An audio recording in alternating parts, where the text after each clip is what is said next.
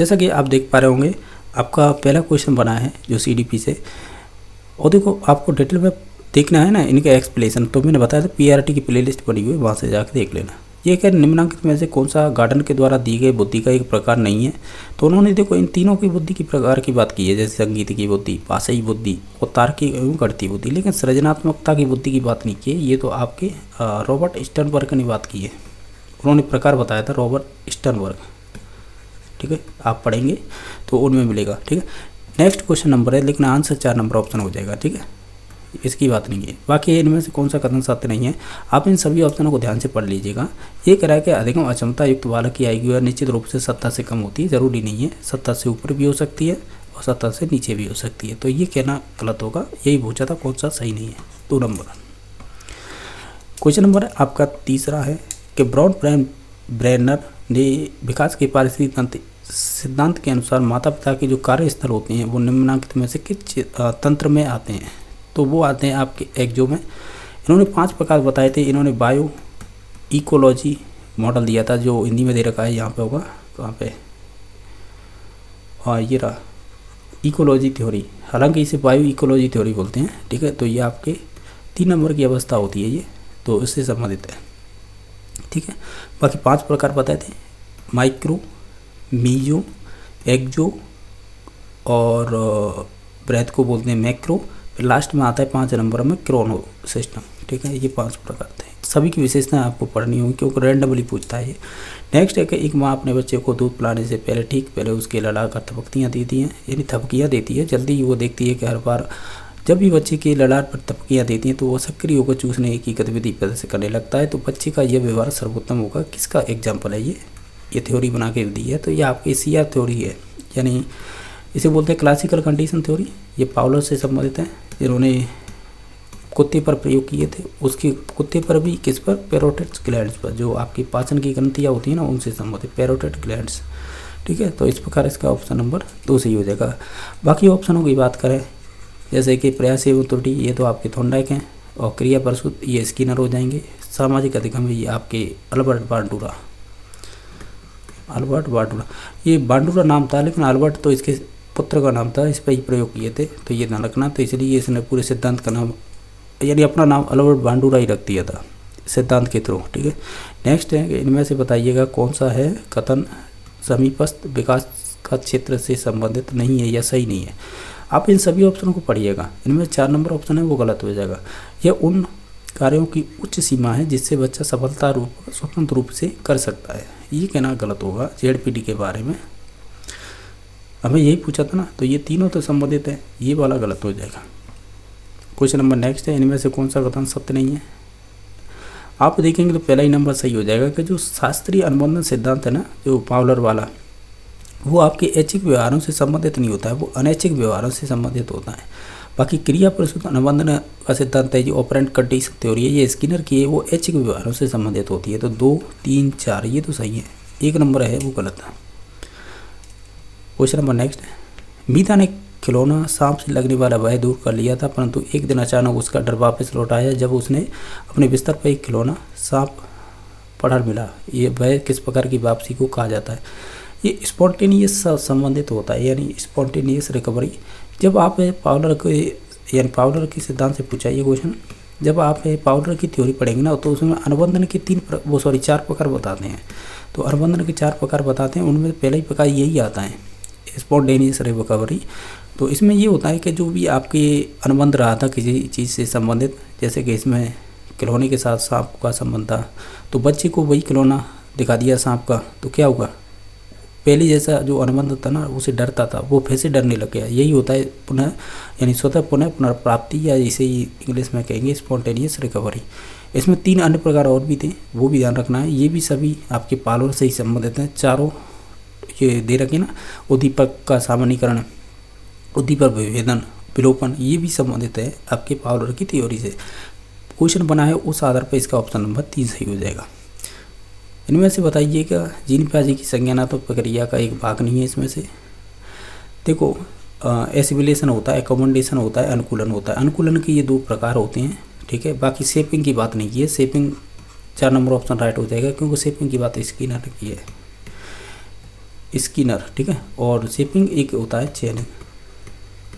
अगर प्रत्येक अनुक्रिया सही करते हैं उस पर मिलने वाला पुनर्वलन होता है शिपिंग, और चेनिंग का मतलब होता है जो लास्ट वांछित अनुक्रिया करते हैं उस पर मिलने वाला पुनर्वलन, ठीक है। तो इसका ऑप्शन नंबर 4 सही हो जाएगा। क्वेश्चन नंबर नेक्स्ट है, स्टेनबर्ग द्वारा दी गई सफल बुद्धि त्रय-शाखी जैसे ट्राइआर्किक सिद्धांत के अनुसार निम्नलिखित में से बुद्धि का एक प्रकार नहीं है। विश्लेषणात्मक बुद्धि की बात की है, सृजनात्मक की बात की है, प्रायोगिक की है, लेकिन संगीत बुद्धि की बात नहीं की है। तो ये तो आपके हार्वर्ड गार्डन की 9 बुद्धि के प्रकार होते हैं ना, हार्वर्ड गार्डन, तो उससे संबंधित है, ना कि ये आपके स्टेनबर्ग से, ठीक है। तो ऑप्शन नंबर 3 सही हो जाएगा, संगीत बुद्धि की बात नहीं की है। नेक्स्ट है, यह कथन तुम मेरी पीठ खुजाओ मैं तुम्हारी खुजाऊंगा निम्नलिखित में किस प्रकार की नैतिकता और संगीत का है, जैसा कि प्याज ने बताया था। इसका राइट आंसर हो जाएगा सहयोग की नैतिकता का आरंभ करना। ये बाल अवस्था से संबंधित हैं। इन्होंने 2 प्रकार बताए थे, एक तो हेट्रोनोमी मोरलिटी और दूसरी थी ऑटोनोम मोरलिटी। तो एक तो किशोरावस्था से संबंधित थी, एक आपकी बाल्यावस्था से संबंधित थी। ध्यान रखना, नैतिक विकास सिद्धांत की शुरुआत किसने की थी, ये आपके बार बार क्वेश्चन पूछा गया है। तो ये आपकी शुरुआत की थी जीन पियाजे ने, फिर इसे आगे बढ़ाया था इनका शिष्य था कोलबर्ग, ठीक है। तो दोनों के नाम आते हैं, डिपेंड करता है कि क्वेश्चन क्या पूछ रहा है। इसमें स्किनर पूछा तो ऑप्शन नंबर 1 सही हो जाएगा। इसमें से बताइए शास्त्रीय अनुबंधन से संबंधित नहीं है, यानी वही है। अब इस क्वेश्चन को रोटर के लाते हैं हम यहाँ पे, देखिएगा ये वाला क्वेश्चन 7 नंबर क्वेश्चन को ध्यान से देखिएगा। इसमें ऑप्शन दे रखे हैं, उन्हें ध्यान से देखिएगा, ठीक है। देख लिए, अब चलिएगा इस क्वेश्चन पर। ये क्वेश्चन रिपीट किया गया है, ये वाला 11 नंबर ध्यान से देखिएगा। वही है ना शास्त्रीय अनुबंधन, उसमें एक स्टेटमेंट बना के पूछा था। अब देखो शास्त्रीय अनुबंधन से संबंधित नहीं है, तो देखो वहाँ पे हमने 7 नंबर क्वेश्चन देखा था, वहाँ पे विलोपन था, स्वतः पुनर्प्राप्ति था, उद्दीपन विभेदन था, लेकिन शिपिंग नहीं था। तो ऑप्शन नंबर 3 सही हो जाएगा, ठीक है। नेक्स्ट है, स्वलीनता की सर्वप्रथम व्याख्या किसने की थी। अच्छा क्वेश्चन है ये, मोस्टली है राजस्थान की परीक्षाओं में भी बनता है इसका। स्वलीनता को लेकर रीट वगैरह होती है उनमें, और सेकंड ग्रेड होती है उनमें भी। तो स्वलीनता है सैमुअल क्रिक ने दी थी, सही है ना, गलत है, लियो कैनन ने दी थी। सैमुअल क्रिक ने क्या दी थी, इसने दी थी अधिगम अक्षमता, यहाँ पर लिखते हैं हम अधिगम अक्षमता, ठीक है। ये लर्निंग डिसेबिलिटी भी बोल देते हैं। तो स्वलीनता दी थी लियो कैनन ने, स्वलीनता दी थी लियो कैनन ने। सैमुअल क्रिक ने क्या दिया था, उसने अधिगम अक्षमताएं दी थी। B.F. स्किनर और वॉटसन तो आप जानते होंगे, ये व्यवहारवादी है, ये भी व्यवहारवादी हैं। नेक्स्ट है कि इसमें से विकल्प में समाजीकरण की प्रक्रिया के अंतर्गत नहीं आता है। तो आप इन सभी ऑप्शनों को पढ़ेंगे तो आत्म केंद्रित व्यवहार का अनुमोदन करना, ये आपके समाजीकरण में नहीं आता है, ठीक है। बाकी सभी आ जाएंगे, 2, 1, 2, 3। क्वेश्चन नंबर नेक्स्ट है, वह आकलन जो अनुदेशन के दौरान या अनुदेशन से पूर्व दिया जाता है उसे क्या कहते हैं। यानी अनुदेशन से पूर्व, या तो दौरान पूछा है और या अनुदेशन से पूर्व। तो देखो अनुदेशन के दौरान बोले ड्यूरिंग है, यानी ये शिक्षण प्रक्रिया के दौरान दिया जाता है, तो उसे रचनात्मक बोलते हैं। अगर ये अंत बोलता ना तो फिर योगात्मक हो जाता, ठीक है। नैदानिक तो वो होता है कि हम जो कारणों का पता करते हैं, कमी का एक तरह से, ठीक है। तो ऑप्शन नंबर इसका तो 2 सही हो जाएगा। इसमें क्या पूछा है कि जीन पियाजे के संज्ञानात्मक विकास सिद्धांत के अनुसार बालक की संरचना आ जाए तो इसका मतलब होता है कंजर्वेशन में से ये क्या, उसे लंबाई, चौड़ाई, ऊंचाई, इन चीज़ों की जानकारी हो जाए। तो ये आपकी 7 से 11 मूल सक्रियतम अवस्था होती है ना, उससे संबंधित होता है, ठीक है। और इसी में रिवर्सिबिलिटी का गुण आ जाता है, यानी दोनों तरफा सोच पाना, यानी पलटा विचिंतन, इसी मूल सक्रियतात्मक अवस्था की एक विशेषता होती है। नेक्स्ट है, कोलबर्ग के अनुसार अच्छा लड़की अच्छी बालिका के लिए या और उन्मुख होना संकेत करता है। ये आपके कहाँ है, नैतिक, पूर्व, पश्च, लौकिक। इसमें कन्वेंशनल कहाँ है, ये रही 3 नंबर ऑप्शन हो जाएगा, यानी लौकिक। देख लो यहाँ पे पर्यायवाची कैसा दिया है, सब लौकिक। जो कन्वेंशनल होती है ना, इसे ही हम परंपरागत बोलते हैं हिंदी में, बाकी इंग्लिश में तो कन्वेंशनल बोलते हैं। ये लेवल नंबर 2 है, ठीक है। प्री कन्वेंशन है, ये लेवल नंबर 1 है। पोस्ट कन्वेंशनल ये लेवल नंबर 3 है। तो ये लेवल 2 था ना, लेवल 2 उसी में आती है 3 नंबर की अवस्था और 4 नंबर की। ये 3 नंबर की अवस्था होती है, यही होती है। कौन सी, इसमें इंग्लिश में दे रखी है कि गुड बॉय और nice girl, NIC nice girl, तो ये इसकी एक विशेषता होती है। तो ऑप्शन नंबर इसका 3 सही हो जाएगा। नेक्स्ट है 4 वर्ष की बिन्नी ने बिस्तर गीला करना शुरू कर दिया है जब उसके माता पिता एक नए बच्चे को गला लेकर आए। निम्नलिखित में किस प्रकार की ये रचा युक्ति हो जाएगी। तो देखा जाए ना, अगर वो बच्चा है, कह सकते हैं 4 वर्ष की जो बिन्नी है उन्हें बिस्तर गीला करना शुरू कर दिया है जब उसके माता पिता एक नई बच्ची को घर लेकर आए, तो निम्नलिखित में से किस प्रकार की सुरक्षा युक्ति है। इसे पश्चगमन कहेंगे। हालांकि पश्चगमन का मतलब रिग्रेशन होता है, एक तरह से आप कह सकते हैं आपकी पुरानी आदत है उसे ही आप करते रहे। जैसे कि 25 वर्ष का कोई लड़का है वो अंगूठा चूसे, तो अंगूठा चूसना तो बच्चों का काम होता है, तो वो ऐसी ही अनुक्रिया करने लगे। ठीक है, तो ऑप्शन नंबर 1 सही हो जाएगा।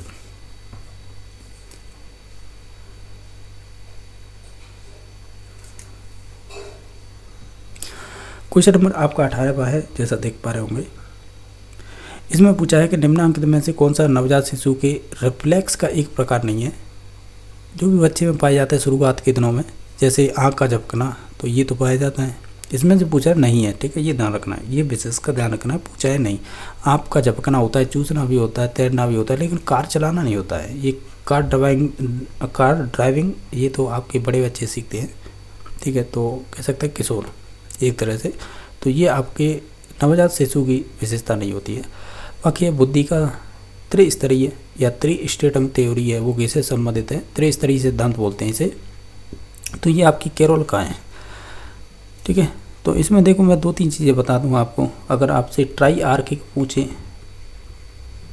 ट्राई आर्किक थ्योरी किसने दी थी ऐसे बोले, तब तो आप रॉबर्ट स्टर्नबर्ग का नाम देंगे, स्टर्नबर्ग। ठीक है, और अगर आपसे 3 डायमेंशनल बोले तब आप नाम लोगे गिलफोर्ड का, गिलफोर्ड बोलते हैं। ठीक है, और यहीं पर आपसे बोले कि 3 स्टेटम, ये लिख रहा है ना 3 स्टेटम, तो हिंदी इसमें कहीं कहीं पर आपको सिमिलर हो जाएगी। जैसे ट्राई आर्किक की जो हिंदी है ना और इसकी हिंदी एक ही हो जाती है, तो इस वजह से इंग्लिश में ध्यान रखना। इसे 3 स्टेटम बोलते हैं, केरोल का है, और ट्राई आर्किक है ये रॉबर्ट स्टर्नबर्ग का है। 3 डायमेंशनल थ्योरी है, ये आपके संबंधित हो जाएगी गिलफोर्ड से। अगर आपसे पूछे ट्राई, स्पेलिंग गलत होगी, ट्राई इंटेलिजेंस थ्योरी किसने दी थी, अगर ये पूछे फिर क्या नाम दोगे, फिर इसमें स्पीयर नाम आएगा। ठीक है, तो ये भी ध्यान रखना है। नेक्स्ट है निम्नांकित में से कौन सा कथन मस्तिष्क के ब्रोका के क्षेत्र से संबंधित नहीं है या सही नहीं है। तो आप देखेंगे तो हम ये कहेंगे कि यह शब्दों के अर्थ समझने में मदद करता है, ये वाला गलत हो जाएगा, बाकी ये सभी सही थे। यानी मस्तिष्क के बाएं फ्रंटल लोब में स्थित होता है क्या, यानी जो फ्रंटल लोब है ना, तो ये मस्तिष्क के बाएं भाग में स्थित होता है, यानी इधर की तरफ। ठीक है, ये व्याकरण संबंधी प्रक्रियाओं को में सहायता करता है, ये व्याकरण से संबंधित होता है। ठीक है, और भाषा उत्पादन का कार्य करता है, यानी ये भाषा चिंतन होता है ना, हमारा भाषा बोले या भाषा चिंतन बोले, ये उससे संबंधित। लेकिन जो दायां भाग होता है ये आपकी क्रिएटिविटी से संबंधित होता है, ये भी क्वेश्चन पूछा गया है। ठीक है, तो यहाँ पर पूछा है केवल ये, तो ऑप्शन नंबर 4 सही हो जाएगा। क्वेश्चन नंबर 21 है, यदि एक बच्चा आपको यह बता रहा है कि आज सुबह उठने के बाद उसने क्या किया है, तब वह प्रयोग कर रहा है, यानी ये किस प्रकार की बुद्धि या तरीके को, तो हम कहेंगे धारावाहिक स्मृति को, जिसे बोलते हैं एपिसोडिक। ये बुद्धियों के प्रकार पढ़ेंगे ना, तो उसमें short term memory, long term memory, तो ठीक है उन्हीं में एक प्रकार चलते हैं ये शॉर्ट मेमोरी के ही, तो उनमें या लॉन्ग मेमोरी के प्रकार होते हैं, ये बुद्धि के प्रकार होते हैं। ठीक है, तो उनमें ही आता है ये। ठीक है, तो इसका ऑप्शन नंबर 4 सही हो जाएगा। नाटकीय किले के बारे में निम्नलिखित में से कौन सा कथन सही नहीं है, यानी जो गलत है वो बताना है। तो आप ये सभी ऑप्शनों को पढ़ के देख लीजिए। जैसे यह सक्रिय खेल एक प्रकार का होता है, यानी बच्चा खुद करके सीखता है, ये बात सही है। ये स्वांग रचना खेल यानी मेक बिलीव प्ले के नाम से जाना जाता है, ये भी बात सही है। इसमें प्रत्यक्ष व्यवहार शामिल होता है, ये भी बात सही है। ये हमेशा पुनरुत्पादक होता है, यानी रिप्रोडक्टिव होता है, ये कहना गलत होगा, हमेशा नहीं होता है। नेक्स्ट देख लेते हैं, किसी अनुक्रिया की आवृत्ति को रोकने के लिए आप किस अप्रिय उद्दीपक का प्रयोग करेंगे। अगर इस प्रकार का ये क्वेश्चन आता है ना, तो हम उसे दंड देंगे जिससे कि वो अनुक्रिया रुक जाए। नेक्स्ट है कि यह कथन की व्यक्तित्व की हुई अनुक्रियाओं का एक समुच्चय मात्र है। यह व्यक्तित्व के संदर्भ में निम्नलिखित में से किस दृष्टिकोण की सर्वोत्तम व्याख्या करता है। अगर आप देखेंगे तो हम कहेंगे ये आपके व्यवहारवादी दृष्टिकोण को बताता है। क्वेश्चन नंबर 25 है, जब चालक कार की एक सीट बेल्ट को बांध लेता है तब वो कार का सीट बेल्ट वजन जो होता है ना बजने वाला, वो बंद हो जाता है। तो ये उदाहरण किसका है? ये क्वेश्चन बहुत एग्जाम्पल पूछे जाते हैं, ये आपके नकारात्मक पुनर्वलन का उदाहरण हो जाएगा। नेक्स्ट है यह जानना कि साइकिल कैसे चलाई, ये उदाहरण किसका होगा? ये भी अच्छा क्वेश्चन है और ये हो जाएगा प्रक्रियात्मक ज्ञान का, यानी जो आपकी प्रोसेड्यूरल नॉलेज होती है ना, उसी पर डिपेंड होता है ये साइकिल कैसे चलाएं। ठीक है। नेक्स्ट है कि विकास काल के दौरान भ्रूण के सिर का विकास है उसके पैरों से पहले होता है, ये विकास की कौन सी प्रवृत्ति सर्वोत्तम व्याख्या करती है? देखो एक रहा भ्रूण के जो सिर का विकास है ना, वो उसके पैरों से पहले होता है। जब आप पढ़ते होंगे सिर को, सिर से पैर विकास हो कहते हैं ना, सिर से पैर, तो इसका मतलब क्या होता है? पहले सिर का विकास होगा फिर पैर का, तो इसे ही सेपेलो कोडल बोलेंगे, तो ऑप्शन नंबर 2 होगा। केंद्र से बाहर बोले तो इसे प्रॉक्सिमो डिस्टल बोलते हैं। ठीक है, तो ऑप्शन नंबर इसका 2 सही हो जाएगा। नेक्स्ट है कि बच्चों के खेल से संदर्भित या संदर्भ निम्नांकित में से कौन सा कथन गलत है या नहीं है, वो बताना है। अगर आप इन सभी ऑप्शनों को देखेंगे तो हम कहेंगे 7 खेलने वाले व्यक्तियों की संख्या आयु बढ़ने के साथ बढ़ती है, ऐसा कहना गलत है, बाकी सभी सही दें। नेक्स्ट है गणना संबंधी अक्षमता का एक प्रकार है जिसे हम डिस्कैलकुलिया बोलते हैं। तो देखो आपको यहाँ पर लॉजिक ये लगाना होगा, क्या पहले तो इंग्लिश देखिएगा सभी की। ये लोकोमोटर डिसेबिलिटी होती है ना, तो ये किससे संबंधित होती है? ये हमारी मसल से संबंधित होती है। मसल्स मैं हिंदी में लिख रहा हूँ, इंग्लिश में आप जानते होंगे मसल्स ऐसी लिखी जाती हैं। ठीक है, मसल्स। बाकी लर्निंग डिसेबिलिटी होती है, ये क्या होती है?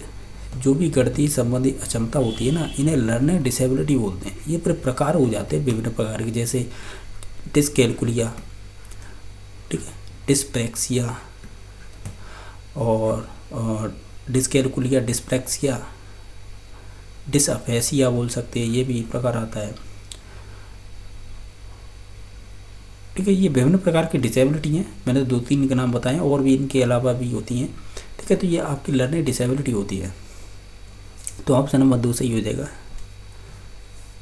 नेक्स्ट है निम्नांकित में दृष्टिकोण की यह मान्यता है कि बालक का विकास सतत प्रक्रिया नहीं है, ये कौन कहता है ऐसे?